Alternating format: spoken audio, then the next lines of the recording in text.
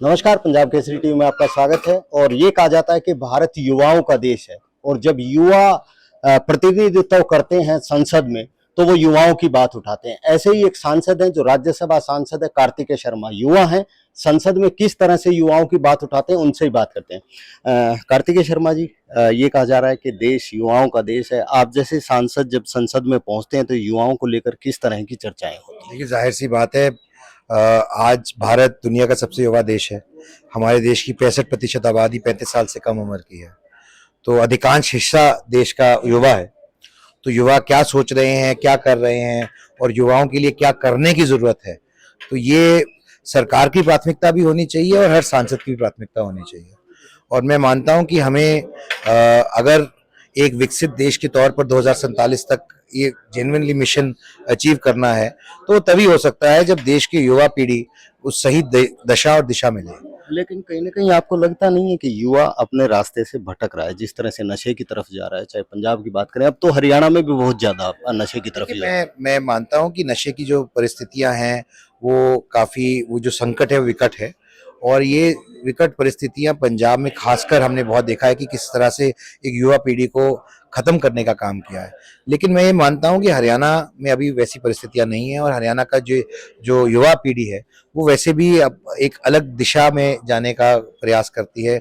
आप देखिए, अगर मेडिकल तालिका उठा के देखें तो आज 50% से ज्यादा जो मेडल्स हैं देश के अंदर, ओलंपिक्स के अंदर, नेशनल गेम्स के अंदर, एशियन गेम्स, कॉमनवेल्थ गेम्स के अंदर, वो तालिका में 50% से अधिक हरियाणा से आते हैं। और ये लोग रोल मॉडल्स भी हैं, ये स्टार्स रोल मॉडल्स भी हैं युवा पीढ़ी के। तो कहीं ना कहीं हमारे हरियाणा के अंदर, पंजाब के अंदर जो मॉडल हैं, रोल मॉडल्स हैं, वो भी बदल गए हैं।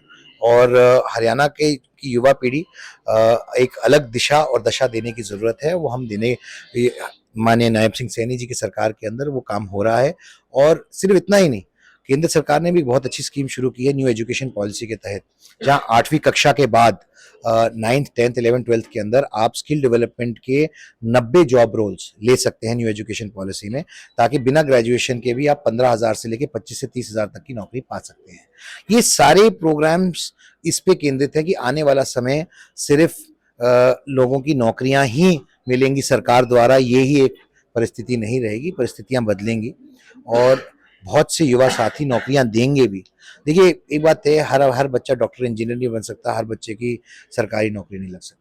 हमें ऐसी व्यवस्था बनानी है जहां हम युवा पीढ़ी के हर बच्चे को नौकरी और नौकरी के अवसर दे सके, ऐसी परिस्थितियां बना सके।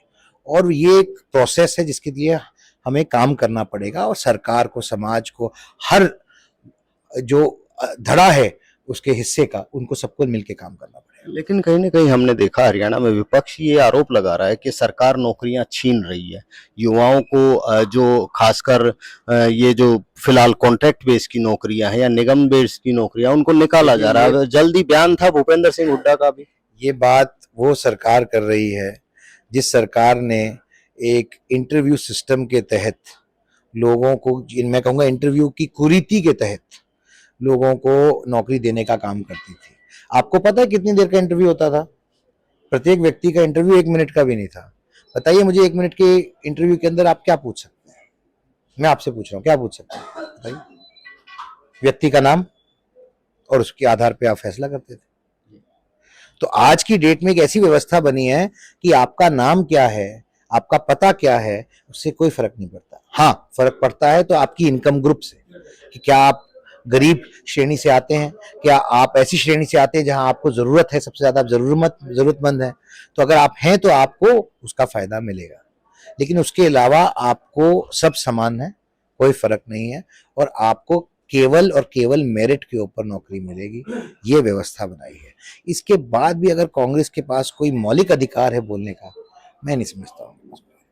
लेकिन कहीं ना कहीं ऐसा लग रहा है कि कार्तिका शर्मा भले ही निर्दलीय सांसद हैं, लेकिन रग रग में तो भारतीय जनता पार्टी ही है। देखिए, कुछ अच्छा लगता है या अच्छा करता है तो बोलने में क्यों गुरेज करूं? क्यों करूं? अगर मुझे लगता है कि कोई अच्छा काम कर रहा है, अगर नरेंद्र मोदी जी अच्छा काम कर रहे हैं, नायब सिंह सैनी जी अच्छा काम कर रहे हैं, तो मैं क्यों तारीफ ना करूं? क्योंकि लोग कहेंगे कि ये भारतीय जनता पार्टी के साथ हैं। मैं इन चीज़ों की चिंता नहीं करता हूँ। जो मुझे जानते हैं वो ये जानते हैं कि मैं जहाँ खड़ा हूँ वहाँ खड़ा हूँ। जैसे पंडित विनोद शर्मा जी जहाँ खड़े होते थे, वैसे मैं भी जहाँ खड़ा हूँ वहाँ खड़ा हूँ। एक चर्चा और है कि हरियाणा में कार्तिकेय शर्मा ब्राह्मणों के सबसे बड़े लीडर बनना चाहते हैं, जगह जगह ब्राह्मणों के कार्यक्रम करवा रहे हैं, तो क्या ऐसी सच्चाई मान लें? देखिए, मेरे ख्याल से आज का जो मैंने कार्यक्रम किया, ये मेरा 250वां कार्यक्रम है और पिछले 2.5 साल के अंदर मैं 250 कार्यक्रम कर चुका हूँ। पूरे 22 जिलों में कई अनेकों बार जा चुका हूँ, लेकिन सिर्फ एक मंशा से कि जो भी हमारे मुद्दे हैं उनको हम एक संगठित तरीके से एक पटल पे रख सकें, कोई और मंशा नहीं है। मैंने इस बात का उल्लेख अपने उद्बोधन में भी किया कि ना किसी पद की दरकार है, ना किसी और चीज़ की। जब पंडित विनोद शर्मा जी ने ईपीबीजी का कानून पारित कराया था या धूली का मालिकाना हक दिलवाया, तो वो सिर्फ एक एमएलए थे। तो मैं सिर्फ यही कहना चाहता हूँ, अगर आपका मन साफ है, इच्छा शक्ति है और आप सही नीयत से काम करना चाहते हैं समाज के लिए, क्योंकि मेरा सार्वजनिक जीवन सिर्फ 2.5 साल पुराना है और मेरे पिताजी ने भी एक बात कही थी जिसको मैं पूर्ण रूप से मानता हूँ कि अगर आप सार्वजनिक जीवन में आ रहे हैं या राजनीतिक जीवन में आ रहे हैं और अगर आप उसके बाद कोई फर्क नहीं डाल सके लोगों की जिंदगी के अंदर और खासकर उनकी जिंदगी के अंदर जिनको इसकी सबसे ज्यादा जरूरत है, जो वंचित हैं या जो गरीब तबके के हैं, तो फिर आपका राजनीतिक या सार्वजनिक जीवन में आना बेकार है, व्यर्थ है। तो अगर मेरे को नहीं लग पाएगा कि मैं कुछ कर पाऊंगा तो मैं राजनीतिक जीवन छोड़ दूंगा। लेकिन कहीं ना कहीं मुद्दे तो बहुत हैं। अगर समाज की बात करें, ये कहा जा रहा है कि ब्राह्मण समाज की बात करें, आपने पहले भी ब्राह्मण समाज को लेकर कई कार्यक्रम करवाए, बहुत से मुद्दे हैं। गौड़ ब्राह्मण शिक्षण संस्थान का चुनाव अभी तक नहीं हो पाया है, जाट संस्था का चुनाव हो चुका है, वैश्य संस्था का चुनाव हो चुका है। इसके अलावा परावर की जमीन का मुद्दा ज्यों का त्यों बरकरार है। जमीन भले ही मिल गई, लेकिन उसमें एजुकेशन तो अभी उसको पूरी तरह से तैयार नहीं कि किया। मुद्दे बदलते रहते हैं। यही कार्यक्रम जब मैंने 2022 में किया तो मुद्दा परावर की जमीन के मालिकाना हक का था। आज जब मैं कार्यक्रम कर रहा हूं तो आप कोई और मुद्दा बोल रहे हैं। तो ये तो एक प्रकृति का नियम है कि जो भी मुद्दे आएंगे समय से समय, टाइम टू टाइम, उनको उचित पटल पे लेके जाना और उसका सोल्यूशन निकालना, ये हमारा प्रयास रहा है और ये रहेगा।